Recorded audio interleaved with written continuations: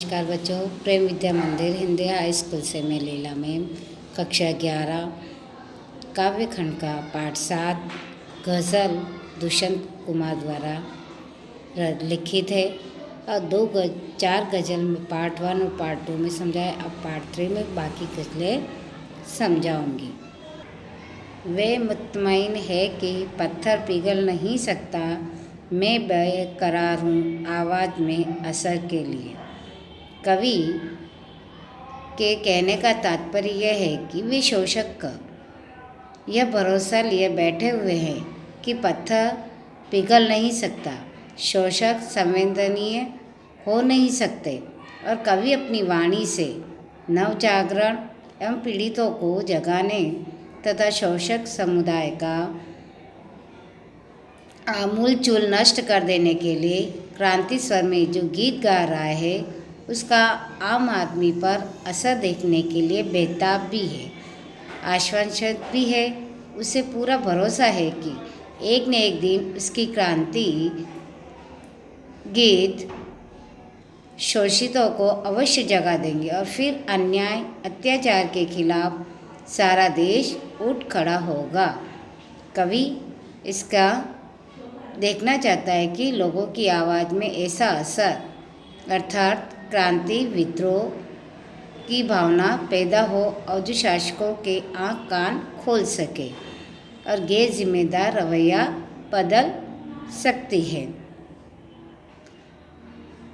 तेरा निज़ाम है सिल दे ज़ुबान शायर की, ये एहतियात जरूरी है इस बहर के लिए। कवि की ज़ुबान बंद करने के लिए उसे तरह तरह के प्रलोभन दिए जाते हैं। कभी कभी उसे अपनी ज़बान न खोलने के लिए डराने धमकाने की कोशिश भी की जाती है।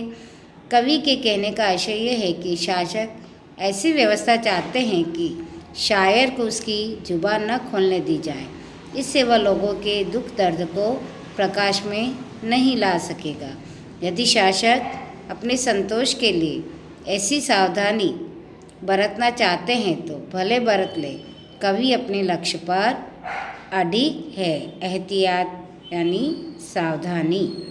इस तरह कवि अपनी लक्ष्य पर अडिग रहना चाहता है।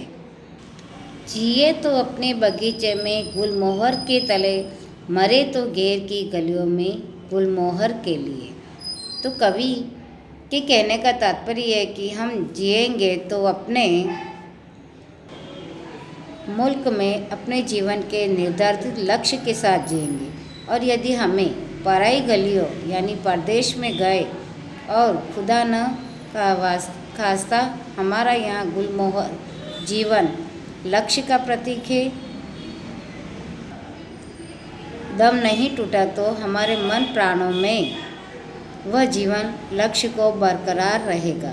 कवि का दृढ़ संकल्प इस शेर में व्यक्त हुआ है, यानी वो अपने ही देश में मरने की बात कहते हैं और औरों के देश में अपने लक्ष्य को पूरा करने के लिए कहते हैं। Thank you.